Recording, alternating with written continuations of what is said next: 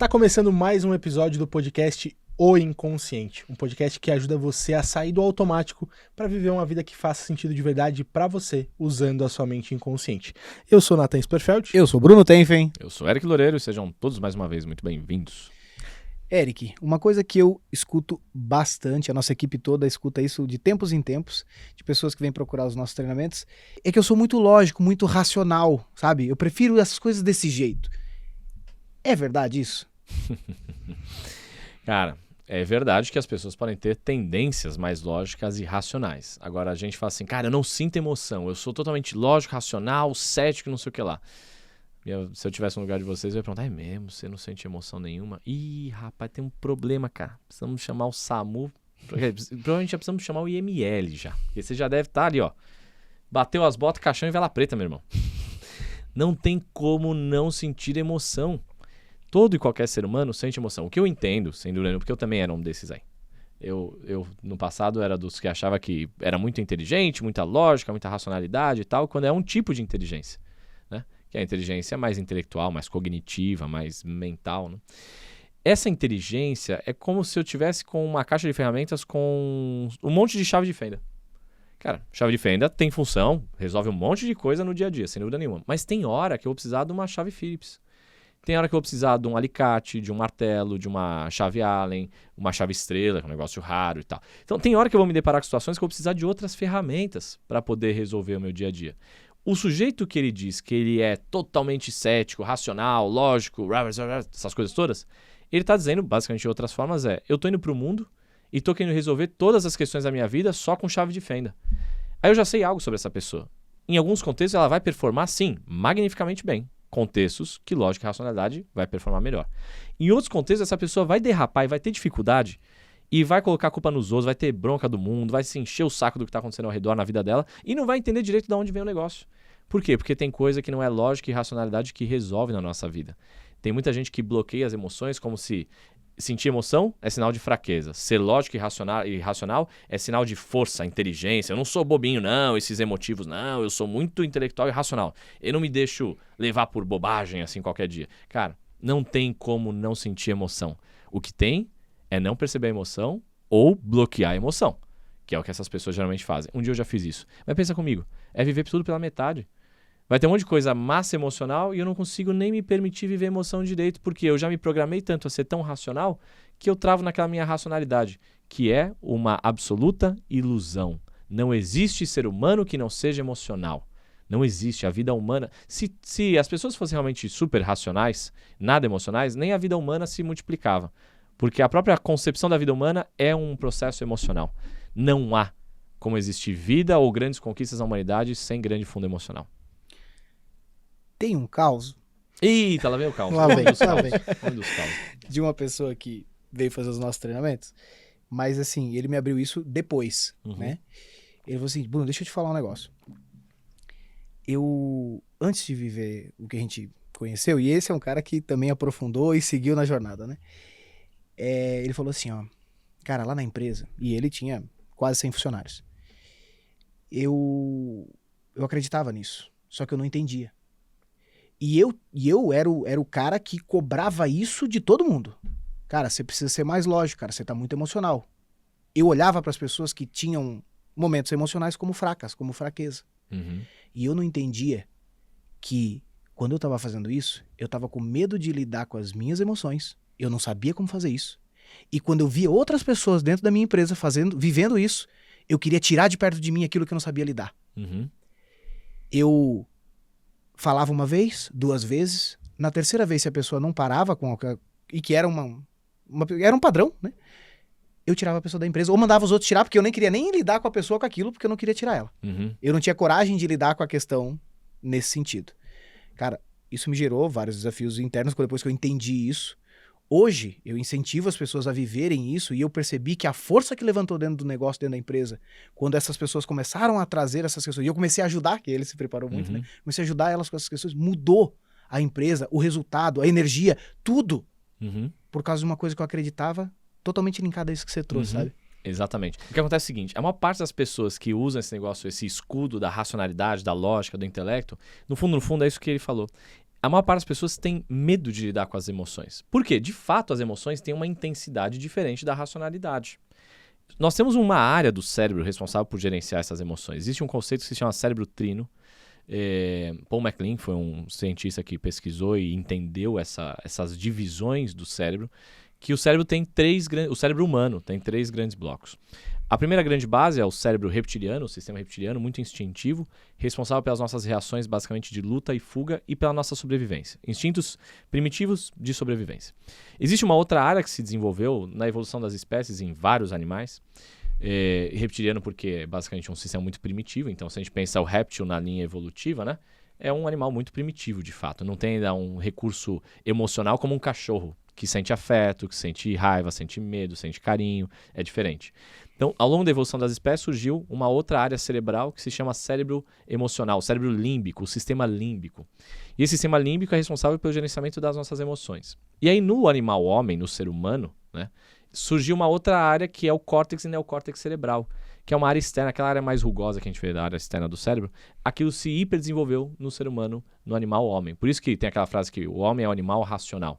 Porque no nosso caso se desenvolveu, no nosso caso não o homem gênero, o homem animal, homem, mulher, ser humano.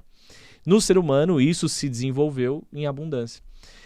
Então nós somos um animal, uma espécie de animais que a gente consegue criar coisas, ter estratégias, racionalidade, intelecto, lógica, isso é ótimo. Só que se eu também só uso isso porque é um acessório legal que eu tenho e não uso o resto, eu dou um passo para frente e um passo para trás ao mesmo tempo. E aí eu uso uma ferramenta, mas não uso outra. E por que algumas pessoas fazem isso? Porque a lógica e a racionalidade tendem a ser um processo mais suave. Então eu tenho medo de lidar com as emoções dos outros porque eu tenho medo de lidar com as minhas emoções. E parece mais bonito, né? Parece mais interessante, parece mais... Eu sou mais nobre, mais inteligente, eu sou mais equilibrado. E não é verdade necessariamente, isso é um grande mito.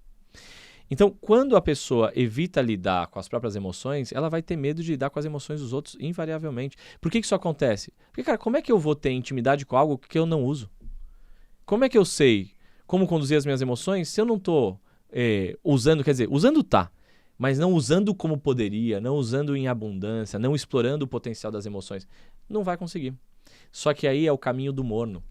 O caminho do morno, ele não chega em muita coisa. Ele vai chegar bem, vai ter um resultado bacana, legal, mas extraordinário não tem. Quer ver? Pega toda e qualquer construção ou criação ou invenção da humanidade que mudou o rumo da humanidade ou de uma família ou de uma biografia pessoal, de uma história de vida pessoal. Cara, me acha um episódio desse, uma grande mudança de curso na humanidade, ou numa família, ou numa história pessoal, que não tenha um forte impacto emocional, uma forte motivação emocional por trás daquilo. Um desejo, uma ânsia, né? Por exemplo, imagina, o sujeito inventou a lâmpada elétrica. Aí vai dizer que ele inventou a lâmpada elétrica só baseado em racionalidade e lógica? Cara, se fosse isso, ele já tinha desistido na 4ª, na 5ª, na 10ª tentativa. Não na persistência que teve que ter para poder dominar esse negócio. Imagina, inventou isso aqui, ó, um smartphone, o celular, o telefone.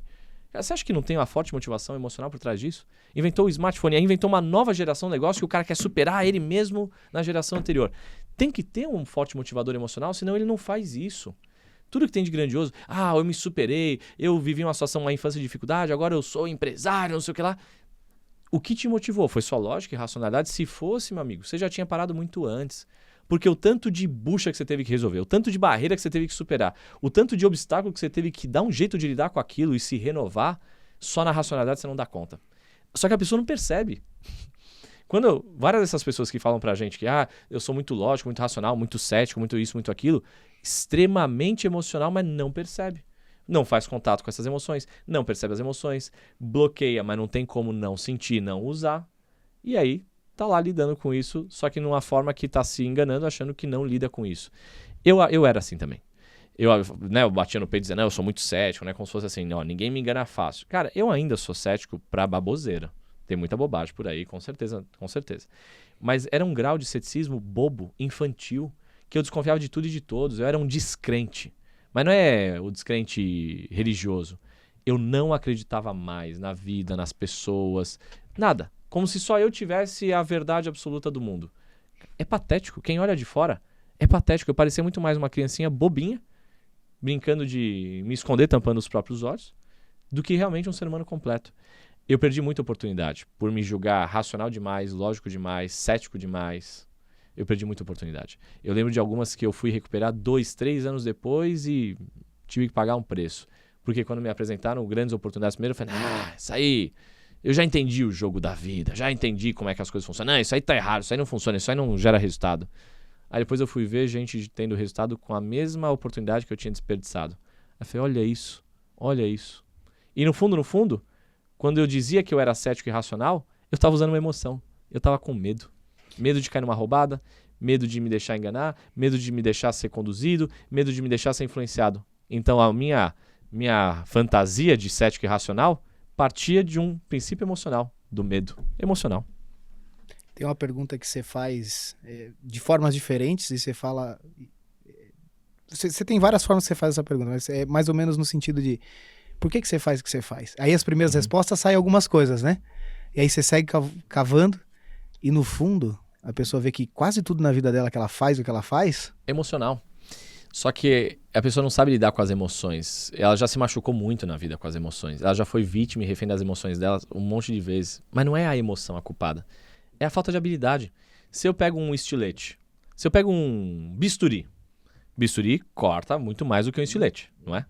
Se eu pego um bisturi e eu me corto, machuco alguém ao meu redor, a culpa é do bisturi.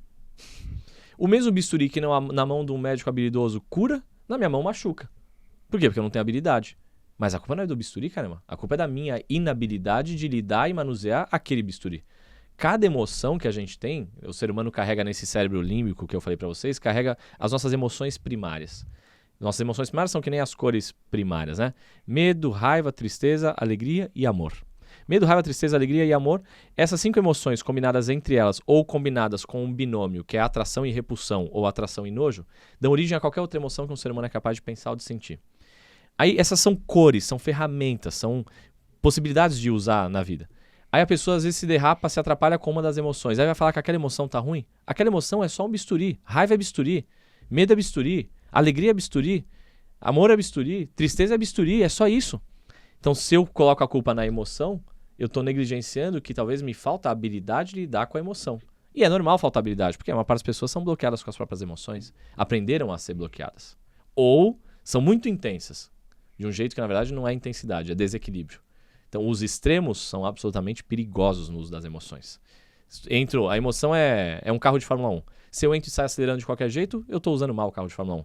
Se eu entro por outro lado e finjo que eu estou dirigindo o carro de passeio a 5 por hora, aquele carro não consegue nem ficar ligado direito. Eric, dentre essas emoções, tem algumas variações que a gente percebe que são mais comuns, que atrapalham as pessoas, né? As pessoas que estão vivendo muito no automático, elas relatam em conversas com a nossa equipe, sentir, em especial, muito estresse, muita ansiedade, muito cansaço, até às vezes um certo desânimo. Pegando todo o histórico que você tem de todos esses anos como treinador comportamental, né? Como é que essas pessoas lidam com essas emoções no dia a dia em geral? Cara, em geral, elas rotulam emoções boas e ruins. E isso é uma ilusão. Depois eu posso até explicar mais sobre isso. Em geral, elas repetem as mesmas programações com cada uma dessas emoções. Então, por exemplo, o sujeito que ele disse que ele é estressado, né? Uma das coisas que você mencionou aí que a galera fala, né? O estresse deriva de uma das emoções primárias. Da raiva, nesse caso, é que falar que eu tô com raiva é difícil para algumas pessoas assumirem. Agora, falar que eu tô estressado é até lifestyle, até legal, até faz parte do branding. Então é elegante para algumas pessoas, né? Eu tô estressado, porque, né, meu cargo, meu estilo de vida, meu trabalho, minha rotina, minha família, meus filhos e tal, né? Estresse, né? Só que essa pessoa, se você for observar na vida dela, ela repete o mesmo padrão com cada uma dessas emoções. Por quê? Cada uma dessas emoções é como se fosse uma gaveta que carrega um próprio banco de dados. Nos alguns episódios anteriores eu falei, né? Todos nós temos um grande banco de dados na nossa mente inconsciente. Só que ele é departamentalizado, ele é segmentado. Então eu tenho ali numa gaveta todas os meus programas mentais de como eu devo usar minha raiva, que vulgo estresse, né? Ou na variação estresse. Eu tenho uma gaveta de como eu devo usar a minha tristeza. Eu tenho uma gaveta de como eu devo usar os meus medos. Eu tenho uma gaveta de como eu devo usar minhas alegrias, como eu devo usar minha amorosidade. Então, cada uma dessas gavetas, nós carregamos no nosso inconsciente uma batelada de programações inconscientes. Só que algumas são mais fortes do que outras, porque quando a gente aprendeu a lidar com essas emoções, foi instalado um download de um programa mental de cada uma dessas emoções no nosso inconsciente. Então, é normal que, às vezes, uma pessoa que, sei lá, fazia birra quando era criança, quando é adulta, ela também faz birra. Só muda um pouco a embalagem da birra. Uma pessoa que explodia muito, que era muito estressada quando criança ou adolescente, ela vai fazer a mesma coisa quando adulto, só muda um pouco a embalagem. Érica, mas isso pode mudar ao longo da vida de uma pessoa? Pode, mas alguns princípios, se não forem reprogramados no inconsciente, carrega o resto da vida. Tem uma moça com quem eu trabalhei, ela tinha grande dificuldade com figura masculina de liderança. Mas grande dificuldade. Cara, eu vi acontecer com uma pessoa, com outra pessoa, com outra pessoa. E pessoas que eram super de boa, que não tinham estresse com quase ninguém. Eu falei, cara, por que ela tá explodindo de raiva com fulano? Acabou de explodir de raiva com o Beltrano semana passada, agora é com fulano. Falei, tá estranho. Se o raio cai muitas vezes no mesmo lugar, eu sei que o problema não tá no raio, provavelmente. Tem alguém ali atraindo esse raio o tempo todo, né? No mesmo lugar, de novo com você, moça.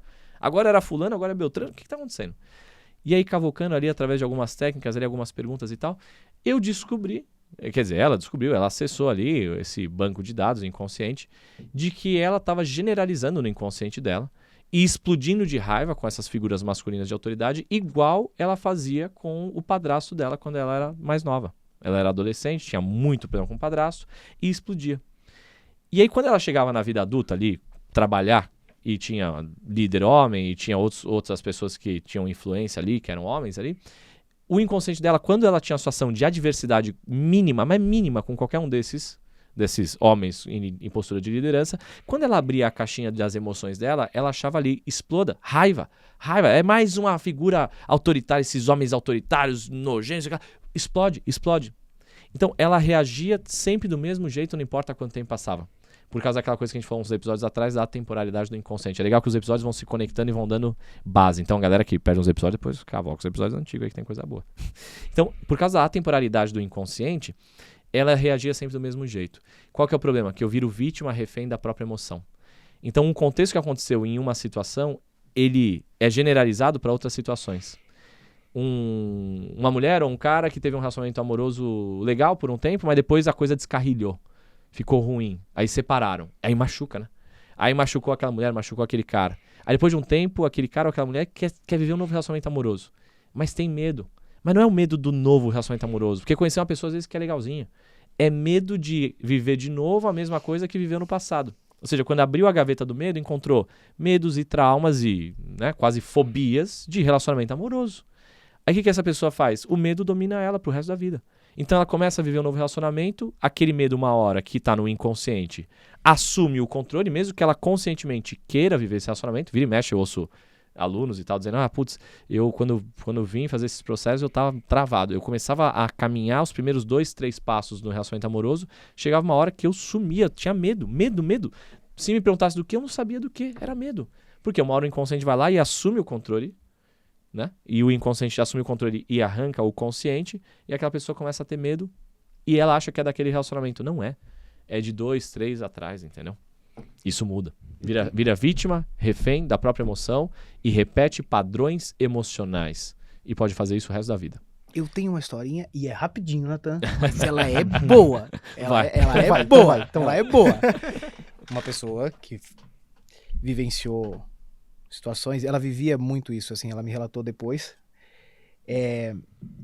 Bruno, eu não conseguia dormir quase de noite, preocupado com as contas que eu tinha pra pagar. Uhum. E era um nível de ansiedade, cara, que tudo que eu queria era dormir pra poder ser, mas eu não conseguia. E eu ficava revivendo, sofrendo, disse, cara, como é que eu vou fazer pra pagar as contas amanhã? Eu tenho as pessoas que são do meu time, que são responsáveis, eu tenho a pessoa que é o financeiro, que ela não sabe o que fazer, mas eu sei que eu sou responsável por tudo aquilo, e como é que eu vou dar conta de pagar? Uhum. E a pessoa, assim, isso já num nível de estresse e ansiedade insano. E, Bruno, quando eu via, eu estourava com a própria equipe que estava lá ainda junto comigo, Uhum. lutando junto comigo. Uhum. E piorava a situação. Claro. Claro. E eu não queria reagir daquele jeito. Uhum. Só que era um estresse, uma coisa, eu estourava mesmo. E às vezes eu estourava com um cliente. Uhum. Às vezes eu perdia cliente. E aí era uma coisa assim, que quando eu vi, eu continuei repetindo, e aquilo foi me levando para e conecta muito com o que a gente acabou de trazer aqui. Uhum. Essa história é desafiadora, mas eu olho para ela hoje e consigo contar isso com uma alegria por essa pessoa, sabe? Uhum. E chegou um ponto que eu tava querendo desistir já. Eu ia fechar, eu não queria mais, porque, cara, eu remava aquilo e só aumentava ainda, porque daí eu tava aumentando crédito e não sei o que, pegava valor, era um desânimo, porque eu não via saída. E ele comentou comigo, de não só de desistir do negócio, Eric, de desistir Da vida. dele mesmo, Uhum. sabe? E hoje vendo os resultados, hoje vendo toda a volta por cima, sabe, dessa Uhum. pessoa, esse cara, olha como isso. E aí depois ele me contou, cara, tu sabe onde começou isso? Essas minhas reações? Acessando dentro dos treinamentos e tal. Ele falou, cara, era um episódio que eu comecei a replicar, que era um padrão que o meu pai tinha quando tinha desafios financeiros. E nem era empresa, era, sabe?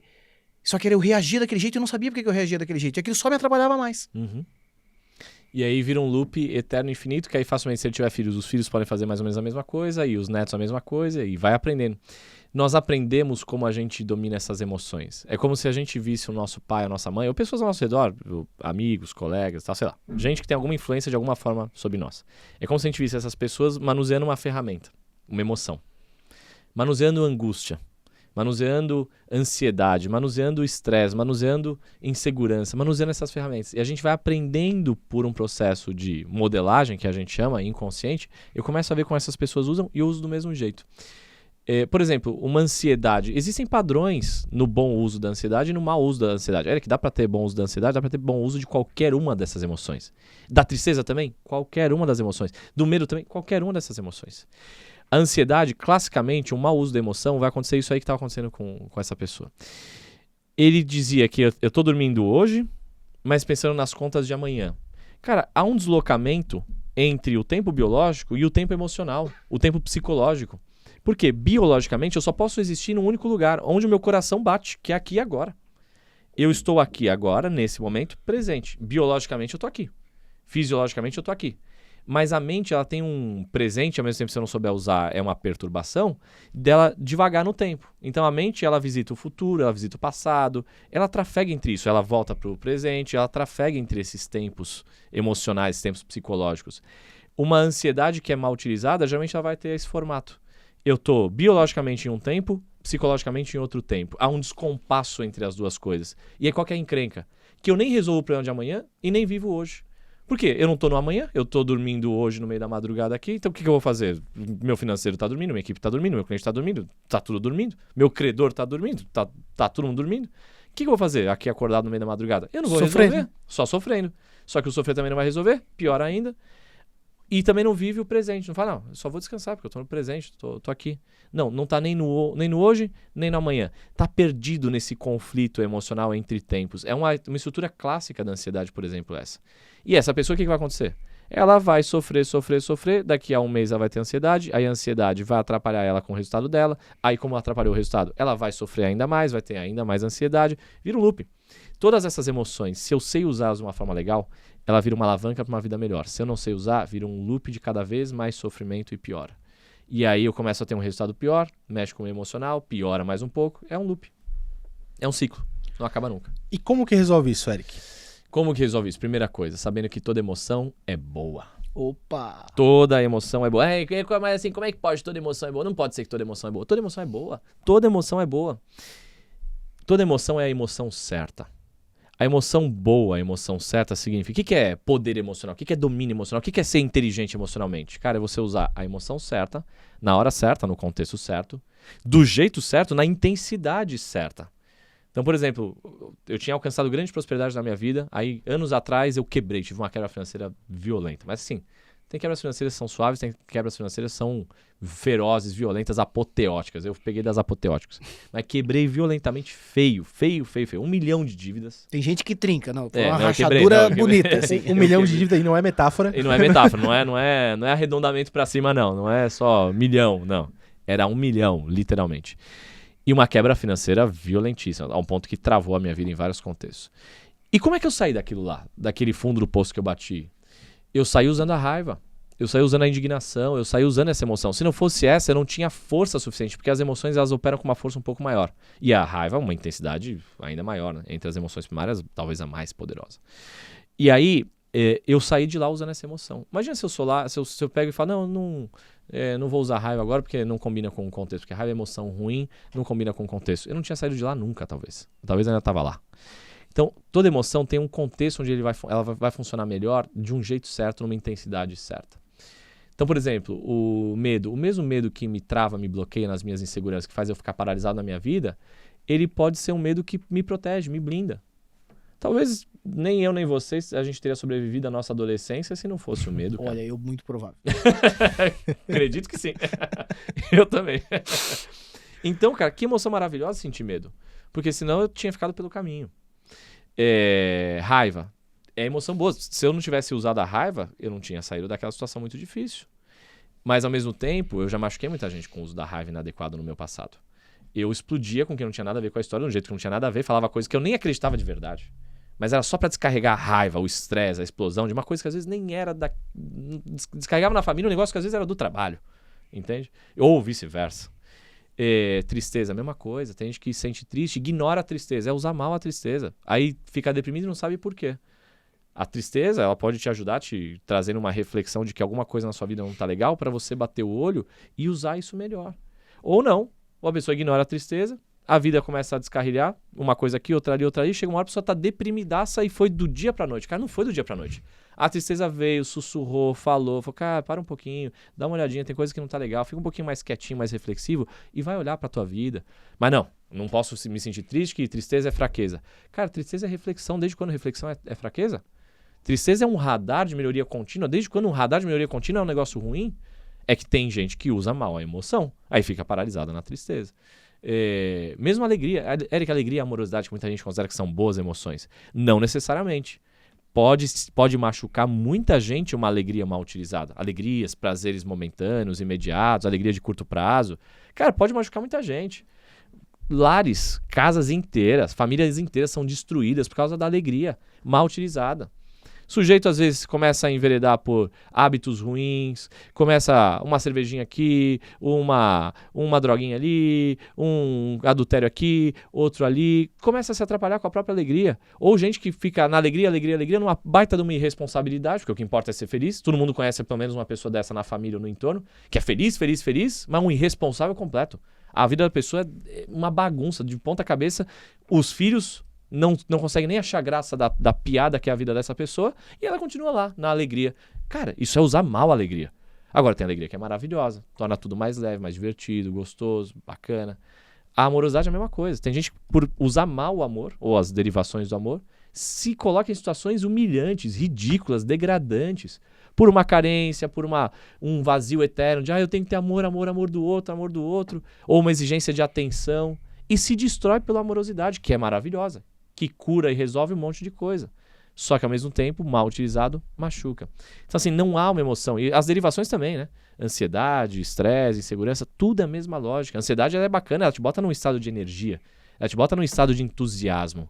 Quando a ansiedade vira entusiasmo, legal pra caramba. Um dos episódios aqui a gente acabou falando, tô entusiasmado pelo próximo episódio. Cara, isso é um bom entusiasmo. Meio que eu tô ansioso. Eu fui mentalmente pro futuro, enxerguei algo que vai ser muito legal e volto pro presente com essa energia, com esse entusiasmo. Que ótimo uso da ansiedade, quando ela vira entusiasmo. Só que quando eu não faço isso, quando eu tô lá no futuro sofrendo ou lá no passado sofrendo, não é um bom uso da emoção.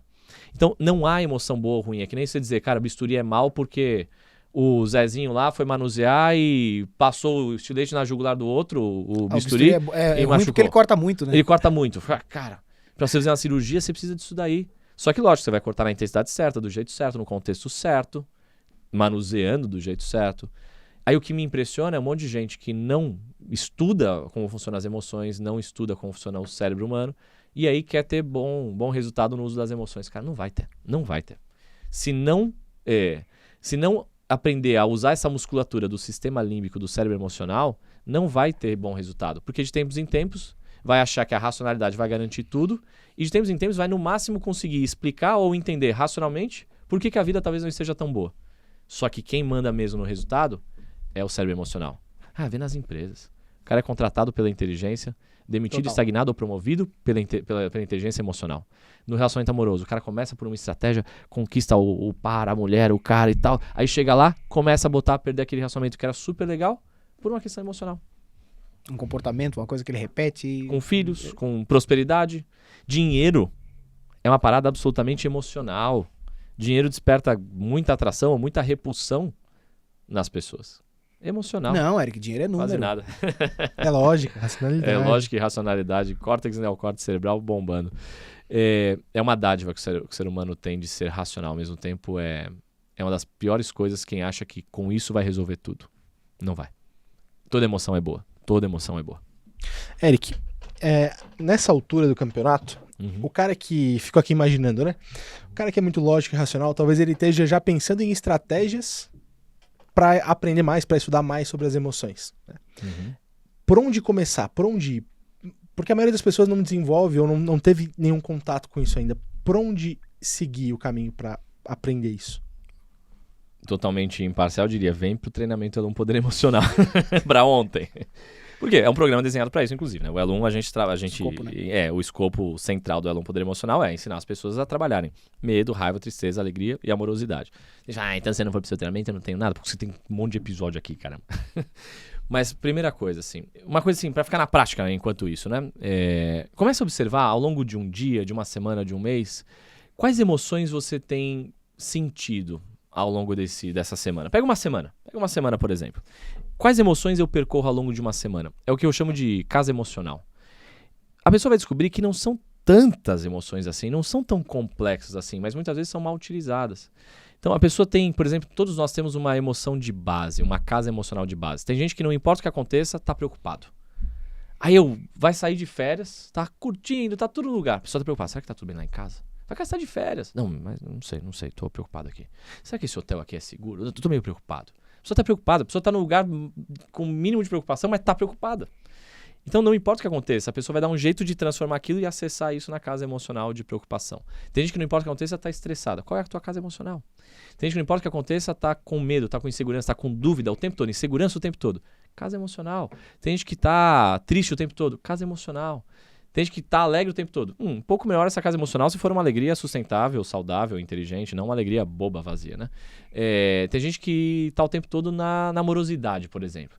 Uma casa emocional bacana, mas desde que você não esteja fazendo pelo outro e se detonando. Né? Uma amorosidade também, tem muita amorosidade aí que também adoece ao invés de curar também. Então, em qual casa emocional você tá? É uma primeira tomada de consciência de um negócio que eu chamo de inventário pessoal.